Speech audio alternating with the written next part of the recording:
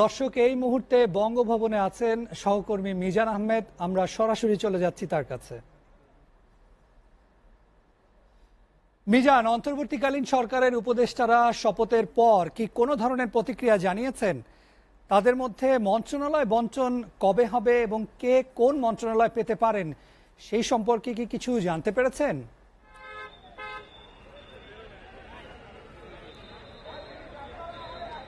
পাশাপাশি আসলে তাদের কতদিনের জন্য এই অন্তর্বর্তীকালীন সরকার, এই তিনটি বিষয় আসলে কিন্তু এখন পর্যন্ত সুস্পষ্টভাবে গণমাধ্যম কর্মীরা জানতে পারেনি এবং এই বিষয়ে একটি প্রেস বিজ্ঞপ্তি তৈরি করা হচ্ছে এবং সেই প্রেস বিজ্ঞপ্তি তৈরি হওয়ার পরে কিন্তু আসলে সঠিকভাবে জানা যাবে যে আসলে কে কোন মন্ত্রণালয়ের দায়িত্বটি পেয়েছেন। তবে এরই মধ্যে যেমনটি আসলে আমার সহকর্মী জানাচ্ছিল যে আসলে তিনজন কিন্তু আসলে এখানে ঢাকায় না থাকার কারণে আজকের এই শপথে কিন্তু উপস্থিত থাকতে পারেনি। যেমন ফারুকি আজম, যিনি অপারেশন জ্যাকপটের সময় 1971 সালে চট্টগ্রাম বন্দরের উপ অধিনায়ক ছিলেন, হাটহাজারী স্বীকৃতির সন্তান, তিনি কিন্তু ঢাকায় না থাকার কারণে আজকের এই শপথ অনুষ্ঠানে থাকতে পারেননি। পাশাপাশি সুদীপ চন্দ্র চাকমা, তিনিও কিন্তু থাকতে পারেননি, যিনি পার্বত্য চট্টগ্রাম উন্নয়ন পরিষদের সদস্য ছিলেন, তিনিও কিন্তু থাকতে পারেননি।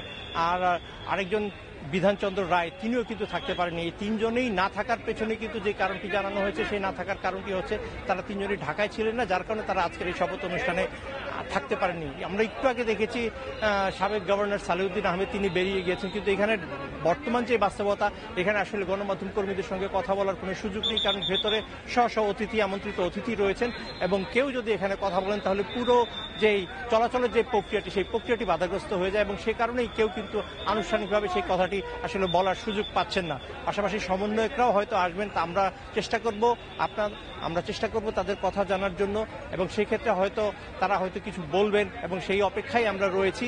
তবে এটি বলা যায় যে আসলে আমাদের যেই তরুণদের যেই জাগরণ ছিল, যে জাগরণের মধ্য দিয়ে 5 আগস্ট যে নতুন বাংলাদেশের অভ্যুদয় ঘটল, সেই অভ্যুদয়ের যে স্বপ্ন, সেই স্বপ্নের আনুষ্ঠানিক পথ চলা কিন্তু আজকের এই শপথ অনুষ্ঠানের মধ্য দিয়ে শুরু হয়েছে এবং সেই শপথ অনুষ্ঠানটি শুরু হয়েছে আজকে বঙ্গভবনে রাত 9:20 দরবার হলে। রাষ্ট্রপতি 2 দফায় এই শপথ অনুষ্ঠানটি পরিচালনা করেন এবং তারপরে কিন্তু এখন সেই শপথ অনুষ্ঠান শেষে সবাই চলে যাচ্ছেন। তো এই ছিল শপথের আনুষ্ঠানিকতার সবশেষ পরিস্থিতি।